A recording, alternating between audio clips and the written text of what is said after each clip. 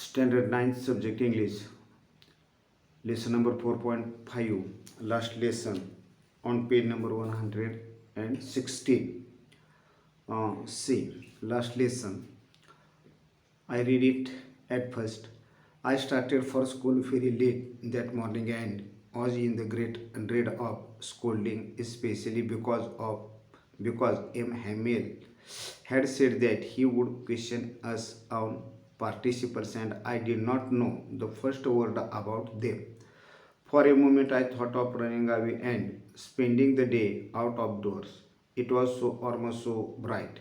The birds were chirping at the edge of the woods and in the open field back of the sawmill. The Persian soldiers were drilling. When I passed the town hall, there was a crowd in front of the bulletin board. For the last 2 years, all our bad news had come from there. I thought myself, what can be the matter now? Then, as I hurried by as fast as I could go, the blacksmith watcher who was there with his apprentice reading the bulletin called after me, "Don't go so fast, boy. You will get to your school in plenty of time."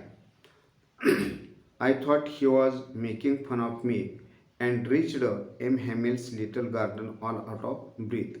Usually, when school began, there was a great bustle which could be heard out in the street. The opening and closing of desks, lesson repeated in the unison, very loud, and the teacher's great ruler rapping on the table. But now it was also still. Through the window, I saw my classmates already in their place and M. Hamill walking up and down with his terrible iron rule under his arm. I had to open the door and go in before everybody. You can imagine now I blushed and how frightened I was.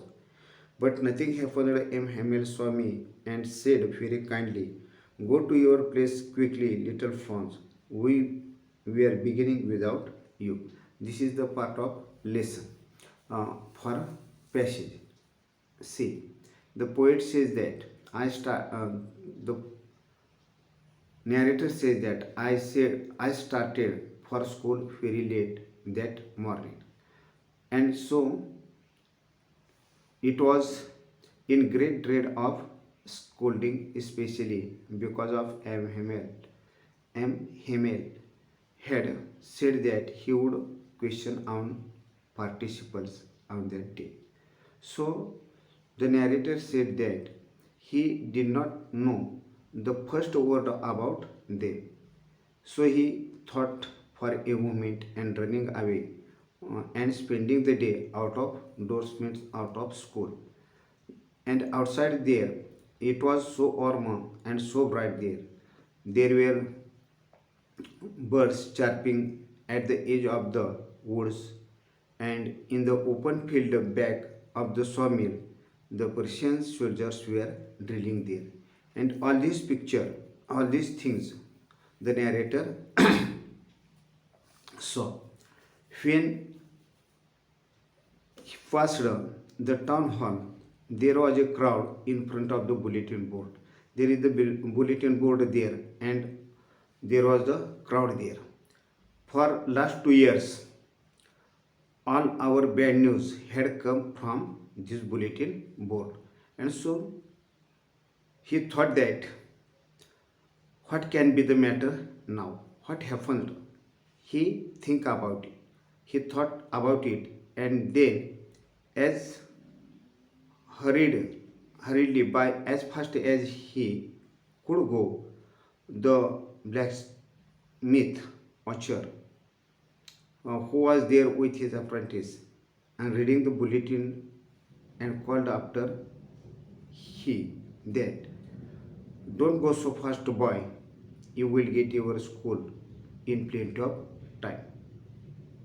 At first, the narrator thought she was making fun of him and reached M. Hamill's little garden all out of breath. Usually, when school began, there was the great bustle which could be heard out in the street. Opening and closing of desks, lessons repeated in unison very loudly, and teachers' great rural rapping on the table. But today, it was also still. There is no crowd, there is no lesson repetition, no things. So the narrator saw through the window and he saw his classmates already in their place and M. Hamel walking up and down in the class. He had to open the door and go in before everybody. And these things, he blushed and half frightened he was. But nothing happened. M. Hamel saw him and said very kindly, "Go to your place quickly, little Franz, because we were beginning without you. We can't beginning without you." This is the part of passage. We stop here.